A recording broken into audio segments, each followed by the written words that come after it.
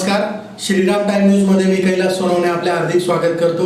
सुरुवातीला पाहूया 24 तासातील ताज्या घडामोडी। पूजा बागुल मृत्यू प्रकरणात धक्कादायक माहिती समोर। एका तांत्रिकाच्या 4 साथीदारांना 5 लाख रुपयांची सुपारी देऊन घडवण्यात आले हत्याकांड। चौघांना पोलिसांनी केली अटक। शर्मिष्ठाला त्वरित कारागृहातून मुक्त करून वजा खानवर देशद्रोहाचे गुन्हे दाखल करण्याची मागणी। जागतिक वन दिनानिमित्त निमगुळ येथे नवविवाहित जोडप्याने घरासमोर वृक्षाची लागवड करून पर्यावरण संवर्धनाचा केला संकल्प।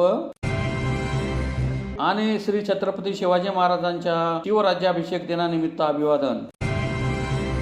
आता बातमीपत्र विस्ताराने। धुळे शहरातील देवपुरातील बलवाडी शिवारातील वक्रतुंड विहारमधील साई शिल्प येथे राहणारी विवाहिता शारदा उर्फ पूजा बागुलला पतीने पेस्टिसाइडचे इंजेक्शन देऊन ठार केल्याप्रकरणी सुरू असलेल्या तपासात धक्कादायक माहिती समोर आली असून पतीसह सासूने एका तांत्रिकाच्या 4 साथीदारांना 5 लाख रुपयांची सुपारी देऊन हे हत्याकांड केल्याचे निष्पन्न झाले। पोलिसांनी यातील चौघांना अटक केली असून एक विधी संघर्षित युवक पसार झाला। धुळे शहरातील देवपूल वरवाडी शिवारात असलेल्या वक्रतुंड विहारमधील साई शिल्प येथे राहणाऱ्या सैन्य दलातील लिपिकाने दुसऱ्या महिलेशी असलेल्या प्रेमसंबंधातून स्वतःच्या पत्नीला पेप्सिसाइडचे इंजेक्शन देऊन ठार मारल्याची घटना नुकतीच उघडकीस आली आहे। या गुन्ह्याच्या तपासात धक्कादायक माहिती समोर आली असून पतीसह सासूने एका तांत्रिकाच्या 4 साथीदारांना 5 लाख रुपयांची सुपारी देऊन हे हत्याकांड केल्याचे निष्पन्न झाले। पोलिसांनी यातील चौघांना अटक केली असून एक विधी संघर्षित युवक पसार झाला आहे, त्याचा शोध सुरू आहे। याबाबत अधिक माहिती अशी की शहरातील देवपूर बलवाडी शिवारात असलेल्या वक्रतुंड विहारमधील साई शिल्प प्लॉट नंबर 15 ब मध्ये राहणारी विवाहिता शारदा उर्फ पूजा कपिल बागुल हिचा पती कपिल बाळू बागुल याचे प्रज्ञा कार्डिले हिच्याशी अनैतिक संबंध होते। यात अडथळा ठरत असल्यामुळे पूजाचा पती कपिल बाळू बागुल, सासरे बाळू बुधा बागुल, सासू विजया बाळू बागुल, ननंद रंजना धनेश मळी हे सासर क्रेडिट मंडळी तिचा छळ करत होते। कपिल व त्याची आई विजया या दोघांनी दिनांक 29 मे रोजी पूजा उर्फ शारदा हिच्यावर विष प्रयोग करून तिला कशाचे तरी सहाय्याने डोक्यावर मारून तिचा खून केला। या प्रकरणी पूजाचा भाऊ भूषण शिवाजी महाजन राहणार भोसले पार्क, कोटली रोड, भडगाव, जिल्हा जळगाव यांनी पश्चिम देवपूर पोलीस ठाण्यात दिलेल्या फिर्यादीवरून 5 जणांविरुद्ध भारतीय न्याय संहिता कायदा कलमान्वये गुन्हा दाखल करण्यात आला होता। या गुन्ह्यातील 5 आरोपींना पोलिसांनी तात्काळ अटक केली होती। या सर्व 5 आरोपींना पोलिसांनी अटक करून न्यायालयात हजर केले असता न्यायालयाने सर्वांना पोलीस कोठडीत ठेवण्याचे आदेश दिले होते। यानंतर पोलिसांनी 5 आरोपींची कसून चौकशी केली असता या तपासात धक्कादायक माहिती समोर आली। सर्व आरोपींनी सुपारी देऊन खून केल्याची माहिती तपासात निष्पन्न झाली आहे। पूजा उर्फ शारदाचा पती कपिल बागुल याची ओळख एका जादूटोणा करणारा एक बोगस तांत्रिक भूषण बापू काळे वय 20 राहणार बर्फ कारखान्याजवळ जुने धुळे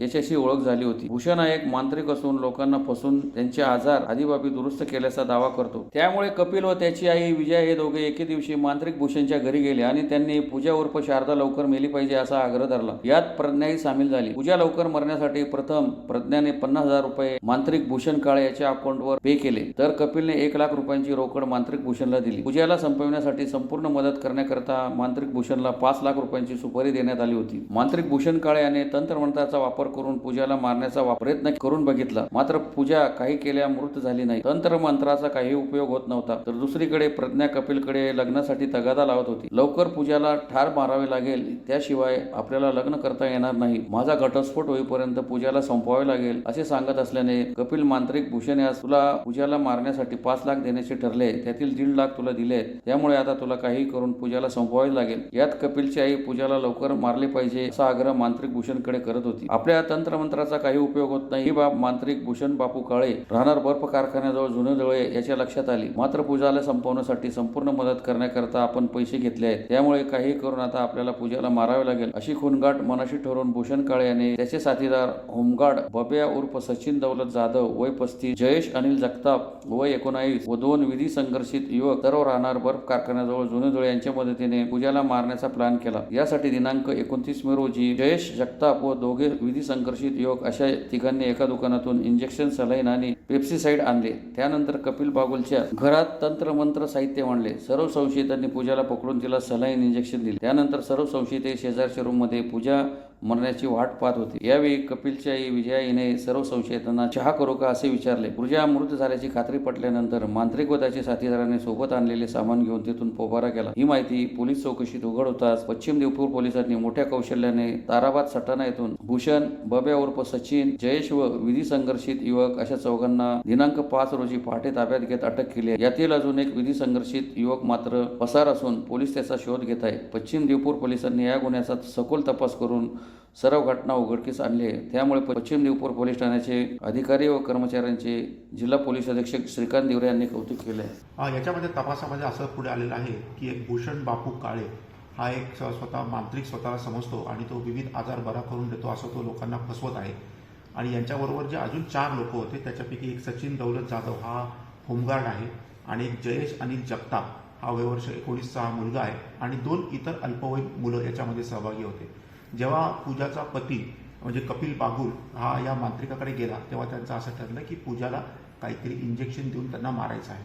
मग या मांत्रिक काळेने सर्व प्लॅन केला आणि त्याने ते इंजेक्शन वगैरे प्रोक्युअर करून या अल्पवयीन मुलांना तिथे पाठवून त्यांच्यामार्फत पूजाला त्यांनी इंजेक्शन दिलं आणि त्याच्यानंतर ते तिथून पसार झाले। याच्यामध्ये आपण या अगोदरच 4 लोकांना अटक केलेली आहे आणि आता मांत्रिक प्लस इतर 3 अशा आम्ही 4 त्याच्यामध्ये ताब्यात घेतलेलं आहे। शर्मिष्ठाला त्वरित कारागृहातून मुक्त करण्यात यावे तसेच वजा खानवर देशद्रोहाचे गुन्हे नोंद करण्यात यावे या मागणीसाठी इंदिरा महिला मंडळ धुळेतर्फे जिल्हाधिकारी कार्यालयासमोर निदर्शने करून निवेदन देण्यात आले। शर्मिष्ठाला त्वरित कारागृहातून मुक्त करण्यात यावे तसेच वजा खान मोहम्मदवर देशद्रोहाचे गुन्हे नोंद करण्यात यावे या मागणीसाठी इंदिरा महिला मंडळ धुळेतर्फे जिल्हाधिकारी कार्यालयासमोर निदर्शने करून निवेदन देण्यात आले आहे। निवेदनात म्हटले आहे की हाच का भारताचा कायदा आहे। 200 मीटर दूर दंगली करणाऱ्यांना बंगाल पोलीस पकडू शकत नाही, परंतु बंगाल पोलीस जी तत्परता तर बघा 1500 किलोमीटर गुरुग्राम येथून शर्मिष्ठाला फक्त पाकिस्तानच्या विरोधाबद्दल बोलल्याबद्दल 1500 किलोमीटर दूरवरून घेऊन आले आहे। हे भारतासाठी खूप घातक आहे। वजापान कादरी रसिदी फाउंडेशनचा सदस्य आहे जो कोलकाता येथे असतो। त्याच्यावर FIR आसाम, राजस्थान, कोलकाता आणि गुजरातमध्ये अनेक गुन्ह्यांची नोंद आहे। तरी देखील तो त्याची सख्खी आई ममता बॅनर्जीच्या आश्रयात सुखरूप असतो, पण त्याला भारतातील कोणत्याही राज्याची पोलीस घेऊन जाऊ शकलेली नाही। हे दुर्भाग्य आहे। लॉचे शिक्षण घेत असलेली शर्मिष्ठाला 1500 किलोमीटरवरून घेऊन जाणे व एका तरुणीचे कॅरियर खराब करण्याचे काम ममता सरकार करत आहे। यापेक्षा जास्त काय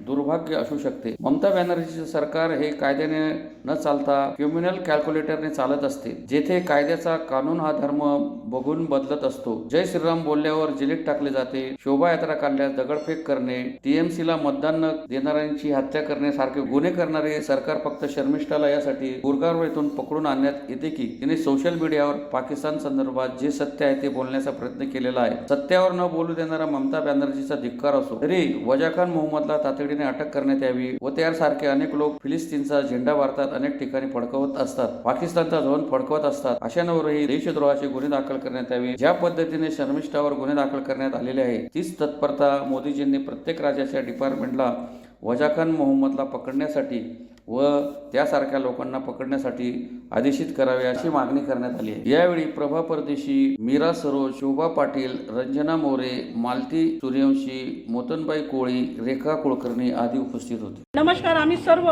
समविचारी महिला आज आदरणीय मोदीजींना, आदरणीय कलेक्टर मॅडमच्या प्रतीने आम्ही आज मोदी सरकारला निवेदन पाठवतोय की आपण ज्या शर्मिष्ठाला ममता सरकारने जे जेलीत घातलेलं आहे, फक्त तिने काहीतरी तिने जे चुकीचं बोललं असेल, कायद्यात नसेल, आम्ही मान्य करतो, पण दरवेळेस फक्त हिंदू लोकांना टार्गेट करण्याचं जे ममता सरकार काम करत असते, त्या ममता सरकारचा जी कॅल्क्युलेटर कम्युनल न चालून ती कॅल्क्युलेटरप्रमाणे चालत असते, त्या सरकारचा धिक्कार करण्यासाठी आम्ही आलेलो आहे।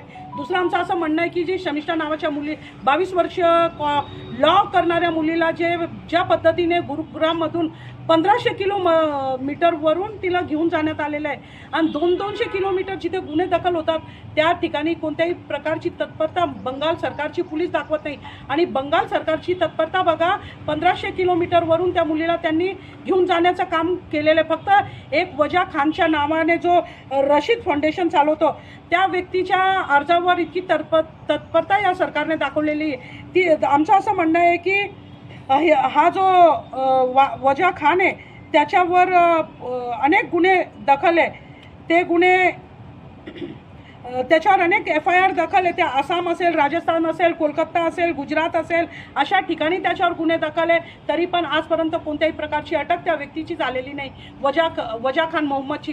तर वजा खान मोहम्मद सरकार तुम्हाला चालत असेल आणि हीच ममता सरकार जय श्रीराम बोलण्यावर जेलीत घालते. वोटिंग न करणाऱ्यांचे मर्डर करण्यात येतात, त्यांच्या कत्ली करण्यात येतात.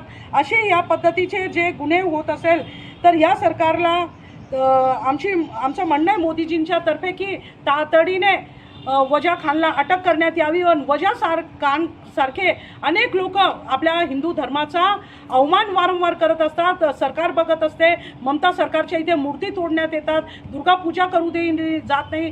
दुसरा दुर्गा पूजा नसेल, आता कामाख्या देवी ज्या देवीचे आपल्या इथे अनेक हे झालेले, त्या कामाख्या देवीची अवहेलना लोक करतात. मागेच आपले पालकमंत्री होते, मला वाटतं काय अब्दुल सत्तार साहेब, त्यांनी तर हनुमानजीच्या माची असं बोलले. त्यांचं कोणी काय करून घेतलं? मग या 22 वर्षीय निष्पाप मुलीचा बोललं गेले असेल, ती बालिका आहे, यांचे लोक गुन्हा करतात तर त्यांना बालिक म्हटलं जातं. मग आपली ही जी शमिष्ठा ही बालिक नाही, ही नाबालिक नाही का? म्हणजे तिला एवढं कोणतं संज्ञान आहे 22व्या वर्षी की तिच्यावर डायरेक्ट गुन्हे दाखल करून 1500 किलोमीटरवरून घेऊन जाऊन तिला केलेलं आहे. तर आमची मोदी सरकारला नम्र निवेदन आहे आणि आदरणीय मोदीजी खूप अभ्यासू व्यक्तित्व आहे, देशाचं नेतृत्व एवढं मोठ्या प्रमाणात करत आहे. तर आमच्याही या निवेदनाची त्या दखल घेतील ही अपेक्षा आणि त्या मुलीचं भविष्य न खराब करता तिला तातडीने सोडण्यात यावे. एवढंच बोलतो, थांबतो. जय हिंद, जय भारत. जागतिक वन दिनानिमित्त धुळे तालुक्यातील निंबोळ येथे नवविवाहित जोडप्यांनी घरासमोर वृक्षाची लागवड करीत प्लास्टिक पिशवीऐवजी कापडी पिशवीचा वापर करू असा पर्यावरण संवर्धनाचा संकल्प केला. धुळे तालुक्यातील निंबोळ येथे जागतिक वन दिनानिमित्त नवविवाहित जोडप्यांनी घरासमोर वृक्ष लागवड करीत प्लॅस्टिक पिशवीऐवजी कापडी पिशवीचाच वापर करू असा पर्यावरण संवर्धनाचा संकल्प केला. निंबुळ गावी चव्हाण परिवारात अगदी साध्या पद्धतीने लग्न सोहळा पार पडला. नवविवाहित जोडप्यांना आशीर्वाद देण्यासाठी मान्यवर उपस्थित होते. या प्रसंगी नवविवाहित जोडप्यांनी घरासमोर वृक्ष लागवड करून नेहमी प्लॅस्टिक पिशवीऐवजी कापडी पिशवीचा जास्त वापर करून पर्यावरण संवर्धनाचा संकल्प केला. या स्तुत्य उपक्रमाबद्दल त्यांचे कौतुक होत आहे. या प्रसंगी विजय पाटील, अंधश्रद्धा निर्मूलन समितीचे जिल्हा पदाधिकारी दिलीप खिवसारा, शांताराम सूर्यवंशी, मोहन सोनवणे, प्रल्हाद चव्हाण, संजू चव्हाण, ज्ञानेश्वर चव्हाण, भाऊसाहेब चव्हाण, राजेंद्र चव्हाण आदी उपस्थित होते. आज नवविवाहित दाम्पत्यांना शुभेच्छा देतो आणि आज जागतिक पर्यावरण दिवस या दिवसाचं औचित्य साधून त्यांना वृक्षाचं रोप म्हणून सप्रेम भेट देत आहेत.